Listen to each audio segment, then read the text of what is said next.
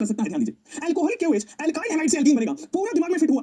Alcoholic KOH HX को हटाएगा alpha beta से। Next move कर जाते हैं, ध्यान दीजिए, एलिमिनेशन इसलिए हीट की भी चर्चा हो रही है। जब अल्कोहलिक KOH होगा हीट नहीं होगा, अल्काइल हैलाइड से अल्कोहल होगा। हां, यहां पे अब X की जगह केवल क्लोरीन ब्रोमीन आयोडीन होगा। बेटा अगर X फ्लोरीन है तो अल्कोहलिक KOH से एलिमिनेशन नहीं होता है। अगर मान लीजिए यहां पे फ्लोरीन लगा दे तो HF नहीं हटता है, हटेगा क्या? HCl HBr हटा है, क्योंकि जो कार्बन और फ्लोरीन का बॉन्ड है वो स्ट्रांग बॉन्ड है, बेहद स्ट्रांग बॉन्ड है, अल्कोहलिक KOH से नहीं होगा। इससे भी स्ट्रांगनेस लेना पड़ेगा, ठीक है, और high temperature, very high temperature लेना पड़ेगा, तब तो टूटता है, वरना तो नॉर्मल कंडीशन में टूटता ही नहीं कार्बन फ्लोरीन वाला बॉन्ड। दूसरा रिएजेंट अगर आपके सामने आया कि सर आपके सामने अगर अल्कोहलिक की जगह एक्वस KOH एक्वस NaOH दिया तो, अगर अल्कोहलिक की जगह एक्वस दे दिया, अल्कोहलिक मतलब समझ रहे हो आपको, अल्कोहलिक का मतलब मामला टाइट है, कुछ ना कुछ एलिमिनेट होगा। बेटा अल्कोहल पीने के बाद किडनी एलिमिनेट होती है, लिवर खराब एलिमिनेट हो रहा होता है, उसी तरह अल्कोहलिक KOH में एलिमिनेट हुआ है HX मतलब HCl अल्काइल हैलाइड से एल्कीन। अगर एक्वस है, एक्वस का मतलब बेटा क्या है? पानी। एक्वस का मतलब क्या है? पानी, और पानी में क्या है बेटा? OH minus. तो क्या होता है आपके पास, अगर अल्काइल हैलाइड है और अल्कोहलिक की जगह एक्वस KOH ले लिया या अल्कोहलिक की जगह एक्वस NaOH ले लिया है, तो मेरे प्यारे दोस्तों X हटा के OH लग जाएगा, अल्काइल हैलाइड से अल्कोहल बन जाएगा। इसको हम सब्स्टिट्यूशन रिएक्शन कहते हैं। तो एलिमिनेशन में हटता है, सब्स्टिट्यूशन में X की जगह Cl, X की जगह OH आ चुका है। बहुत बढ़िया, ध्यान दीजिए, न्यूक्लियोफिलिक सब्स्टिट्यूशन है, मतलब यहां से OH माइनस आके हटा लगा, तो OH माइनस आया और ROH में कन्वर्ट हो गया। बोलो क्लियर क्या? कोई दिक्कत नहीं है क्या? यहां से आगे बढ़ते हैं, तो सर अल्काइल हैलाइड से अल्कोहल बनके तैयार हो गया, X हटा है OH लग गया है। अगले क्वेश्चन पे आते हैं, ध्यान दीजिएगा।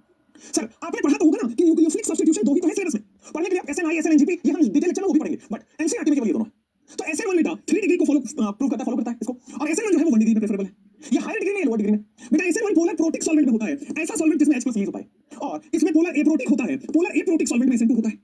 चलिए नेक्स्ट, अगर अल्कोहलिक KOH बता दिया, एक्वस KOH बता दिया, अगर कंसंट्रेटेड NaOH KOH दिया हो, अगर कंसंट्रेटेड NaOH KOH दिया हो तो क्या होगा? सर कंसंट्रेटेड NaOH KOH अगर वैसे एल्डिहाइड कीटोन के साथ है जहां अल्फा H नहीं है, अगर कंसंट्रेटेड NaOH KOH वैसे एल्डिहाइड कीटोन के साथ है जिसके पास अल्फा H नहीं है, और अल्फा H नहीं है मतलब HCOOH देखो अल्फा H नहीं है, ठीक है, जैसे कि PHCHO देखो अल्फा H नहीं है, HCHO अल्फा H नहीं है, तो वैसे ही जहां पे अल्फा H नहीं है वहां पे अगर आप कौन NaOH या कौन KOH देते हो तो कैनिजारो रिएक्शन होता है, कौन NaOH या कौन KOH के हिसाब से कैनिजारो होता है। लेकिन अब मैं कैनिजारो आगे कहूंगा, लेकिन अगर वैसे एल्डिहाइड कीटोन जहां पे अल्फा H है पहले से, और फिर आपने क्या दे दिया है? डाइल्यूटेड NaOH या KOH, अगर आपके पास वैसे एल्डिहाइड कीटोन जिसके पास अल्फा H है, जैसे कि अल्फा H कहां है? देखो CH3COOH, देखो आपके पास एसीटोन बना देते हैं CH3COOH, तो यहां पे आपके पास अल्फा H है, यहां भी अल्फा H है, तो अगर मैं यहां पे अल्फा H में डाइल्यूट देता हूं NaOH KOH तो एल्डोल होगा, आगे पढ़ाऊंगा एल्डोल। और अगर इसमें अल्फा H नहीं और कंसंट्रेटेड देता हूं तो आपके पास कैनिजारो हो जाएगा, आगे बताऊंगा प्रोडक्ट कैसे लिखना है। और नॉर्मल कंडीशंस में एक्वस NaOH क्या करता है? सर X हटा के OH लगा देगा, RCl में एक्वस KOH डाला है, X हटा के OH लग गया, न्यूक्लियोफाइल सब्स्टिट्यूट हो जाएगा, OH माइनस सब्स्टिट्यूट हो जाएगा। दूसरा आ जाओ, बेयर्स रिएजेंट क्या होता है? तो बच्चे आज के बाद अगर आपसे कोई बेयर्स रिएजेंट पूछे तो बोलना है आपको cold dilute KMnO4, cold dilute KMnO4, और वो भी बेटा अल्कलाइन यानी कि बेसिक, अल्कलाइन यानी कि बेसिक, कोल्ड डाइल्यूट KMnO4 या अल्कलाइन मीडियम या बेसिक मीडियम, इसको कहते हैं बेयर्स रिएजेंट। अब बेयर्स रिएजेंट क्या करता है? बेटा बेयर्स रिएजेंट डबल बॉन्ड की जगह, जैसे ही हमने इसमें बेयर्स रिएजेंट डाला BR बेयर्स रिएजेंट, तो बेटा डबल बॉन्ड तोड़ के OH और OH लगा देता है, यहां पे डायऑल बना देता है, क्या बना देता है? डाइऑल बना देता है। यहां पे देखेंगे सिन एडिशन है, OH का सिन एडिशन है, OH का बच्चे सिन एडिशन है। मेरे प्यारे बच्चों यहां देखोगे एल्कीन है, एल्कीन में हमने क्या डाला? तो बच्चे बेयर्स रिएजेंट डाला, तो सर OH और OH सेम साइड से सिन एडिशन हो चुका है, सर यहां पे सिन एडिशन होता है बेयर्स रिएजेंट में। बेयर्स रिएजेंट को आल्सो इस्तेमाल करते हैं डिटेक्ट अनसैचुरेशन, अगर अनसैचुरेशन होगा डबल बॉन्ड ट्रिपल बॉन्ड होगा, डबल बॉन्ड होगा तभी तो डायऑल बनेगा, अगर डबल बॉन्ड नहीं है तो बेयर्स रिएजेंट रिएक्शन नहीं करेगा। तो बेयर्स रिएजेंट क्या करता है? डबल बॉन्ड तोड़ के OH OH लगा देता है। ध्यान दीजिए बेयर्स रिएजेंट जो है वो सिन एडिशन है, दोनों सेम साइड से डायऑल बना रहा है, सिन एडिशन। अगला क्वेश्चन वो करते हैं सेम, अगर मान लीजिए आपके पास बेयर्स रिएजेंट की जगह एनसीईआरटी में एक लाइन में घुसाया हुआ इसको, अगर ऑस्मोनियम टेट्राऑक्साइड दिया है OSO4, ऑस्मियम टेट्राऑक्साइड, ऑस्मोनियम नहीं, ऑस्मियम टेट्राऑक्साइड और वाटर दिया है, अगेन ये भी वही काम करता है, एल्कीन में डबल बॉन्ड तोड़ के बच्चे डायऑल बनाता है। क्या करेगा? एल्कीन में बच्चे डबल बॉन्ड तोड़ के ये कार्बन सिंगल बॉन्ड कार्बन और डायऑल में बना देगा। तो this is what, this is osmium tetroxide plus water, है ना, osmium tetroxide plus water, alkene से बच्चे डायऑल बनाता है। फिर भी ध्यान रखें ये भी सिन एडिशन है, दोनों एक सेम साइड से डालेगा, चाहे बेयर्स रिएजेंट हो चाहे भाई ऑस्मियम टेट्राऑक्साइड प्लस वाटर हो, बनेगा एल्कीन से डायऑल। अगले रिएजेंट पे मूव करते हैं, नया रिएजेंट जो आपके सामने है वो है ब्रोमीन वाटर। ब्रोमीन वाटर कैसे लिखा होगा? तो बेटा Br2 और वाटर लिखा होगा। कई बार बच्चे एग्जामिनेशन में वैसे लिखते हो कि अगर आपके पास ब्रोमीन और इसमें नॉर्मली वाटर लिखा जाता है, ब्रोमीन वाटर, हाँ चलिए क्या होता है? एनिलीन हो या फिनॉल हो, भाई ध्यान दीजिए आपके पास क्या होगा, या तो एनिलीन हो या तो आपके पास फिनॉल हो। इसमें आपने ब्रोमीन वाटर के दो ही रिएक्शन है पूरे एनसीईआरटी में, पढ़ने के लिए आप 1000 जगह पढ़ लो, एनसीईआरटी में बेटा केवल यही दिया गया है, दो ही रिएक्शन है ब्रोमीन वाटर के। कौन से? आ जाओ सर, ये देखोगे बनना हर जगह सेम है 2,4,6। क्यों ऐसा बनना हर जगह सेम है? क्योंकि सर ये प्लस ग्रुप है, ये भी प्लस ग्रुप है। सर अगर डायरेक्टली अटैच एटम के पास रोड पे है प्लस है तो हमेशा ऑर्थो पैरा होगा, तो बेटा यहां पे Br, नीचे Br, लेफ्ट में Br बन जाएगा। सिमिलर कंडीशन में बच्चे क्या फिनॉल है, इधर भी Br, नीचे भी Br और लेफ्ट में भी Br, 2,4,6 tribromo aniline, 2,4,6 tribromo phenol. क्या हो रहा है? ब्रोमीन वाटर ऐड करने के बाद क्या हो रहा है? 2,4,6 ट्राइब्रोमो एनिलीन और नीचे वाला 2,4,6 ट्राइब्रोमो फिनॉल और ये 2,4,6 ट्राइब्रोमो एनिलीन। अगेन ये भी सैचुरेशन को डिटेक्ट करता है, अनसैचुरेशन को मतलब अब क्या हो रहा है कि सर सारे स्पेस जो है वो बन जा रहा है। अच्छा ये अनसैचुरेशन के बजाय रिएक्शन नहीं करेगा, मतलब अगर ये बेंजीन रिंग ना हो, प्लसेंस हो ना हो तो रिएक्शन नहीं करता है। क्यों? क्योंकि इसका मैकेनिज्म ऐसा है, अभी मैकेनिज्म पे नहीं जाएंगे, एनसीईआरटी में नहीं दिया। वही कह रहा है एनिलीन में अगर आप Br2 वाटर डालोगे तो 2,4,6 ट्राइब्रोमो एनिलीन, अगर फिनॉल में Br2 वाटर डालते हो तो आपके पास 2,4,6 ट्राइब्रोमो फिनॉल। अगला क्वेश्चन आपके स्क्रीन पे आएगा बच्चों, यहाँ हो कह रहा है अगर आपके पास ये दिया है CO2 Cl2 NH4OH, देखो दो होते हैं NH4OH वाले, एक होता है AgNO3 NH4OH, AgNO3 NH4OH, तो इसको बोला जाता है बच्चे टॉलेंस रिएजेंट। इसको क्या बोला जाता है? Tollens reagent. AgNO3 NH4OH ammoniacal silver nitrate, या टॉलेंस एजेंट को कई बार AgNH3 होल ट्वाइस प्लस भी दिया गया है। कोऑर्डिनेशन कंपाउंड की तरह भी लिखा जाता है। अमोनिकल सिल्वर नाइट्रेट इसका कॉमन नेम है, मतलब नेम है। अब आ जाओ सर, ये तो टॉलेंस है NH4OH के साथ, उसी तरह ये भी Cu2Cl2 क्यूपरस क्लोराइड क्या है ये बच्चे, कॉपर +1 में है, cuprous chloride in ammoniacal ammonia water आप बोल दो, NH4OH अमोनियम हाइड्रोक्साइड। ये टॉलेंस एजेंट है, ये आगे हम डिस्कस करेंगे, ये एल्डिहाइड के टेस्ट में काम आएगा, हम आगे टेस्ट लेंगे इसका। लेकिन पहली बात ये करो, क्यूपरस क्लोराइड अगर दिया है, एनसीईआरटी में दिया है सर, ये क्या करता है, टर्मिनल एल्काइन को डिटेक्ट करता है। ये क्या करता है बच्चे, इट डिटेक्ट्स टर्मिनल एल्काइन। ये क्या डिटेक्ट करता है बच्चे, टर्मिनल एल्काइन को डिटेक्ट करता है। बोलो क्लियर, समझ में आ रही है? अच्छा सर, टर्मिनल एल्काइन में आप डाल दो Cu2Cl2, जैसे ये टर्मिनल एल्काइन है, इसमें आप Cu2Cl2 हमने डाल दिया, अमोनिया वाटर यानी कि अमोनियम हाइड्रोक्साइड, तो क्या होगा, रेड कलर का कॉपर के साथ प्रोडक्ट बनता है। आपसे कोई नहीं पूछेगा प्रोडक्ट बताओ, आपसे पूछेगा कलर ऑफ द प्रोडक्ट बताओ, ठीक है? तो कॉपर क्यूपरस क्लोराइड का कलर रेड होगा, क्यूपरस क्लोराइड का कलर रेड होगा। जहां भी कॉपर का प्रोडक्ट है बच्चे ऑर्गेनिक में, जहां भी कॉपर का प्रोडक्ट है ऑर्गेनिक में, टेस्ट की बात करो, जहां भी कॉपर का टेस्ट आ रहा है, या तो वो रेड है या तो वो रेड ब्राउन है। जहां भी कॉपर का टेस्ट है, या तो वो रेड है या तो वो ब्राउन है। यही अगर आप इनऑर्गेनिक में चले जाओ तो वहां ब्लू कलर हो जाता है। ये थोड़ा सा ऑब्जर्वेशन है, 99% पे काम करेगा, 1% एक्सेप्शन हो सकता है, बट आपका काम चल जाएगा 99% से कि सर जब भी क्यूपरस क्लोराइड के रिएक्शंस हो या कॉपर वाली ऑर्गेनिक रिएक्शंस आए, तो या तो वो रेड होगा या तो वो रेड होगा। चलो, तो सर टर्मिनल एल्काइन अगर है, टर्मिनल एल्काइन कहने का मतलब C ट्रिपल बॉन्ड CH, अगर ये वाला कहीं ग्रुप है C ट्रिपल बॉन्ड CH के टर्मिनल होता है। अगर यही non terminal, this is the non terminal one, sir ये नॉन टर्मिनल H नहीं है उसके पास, ठीक है? तो टर्मिनल एल्काइन का पता लगाने के लिए क्यूपरस क्लोराइड लेते हैं हम Cu2Cl2 अमोनिया वाटर में या अमोनियम हाइड्रोक्साइड में, और रेड कलर का प्रेसिपिटेट बनता है। ध्यान दीजिए, रेड प्रेसिपिटेट इज ऑब्जर्व्ड। अगला सवाल आपके स्क्रीन पे आएगा, सर CrO2Cl2, ये CrO2Cl2 इसको बोलते हैं क्रोमाइल क्लोराइड।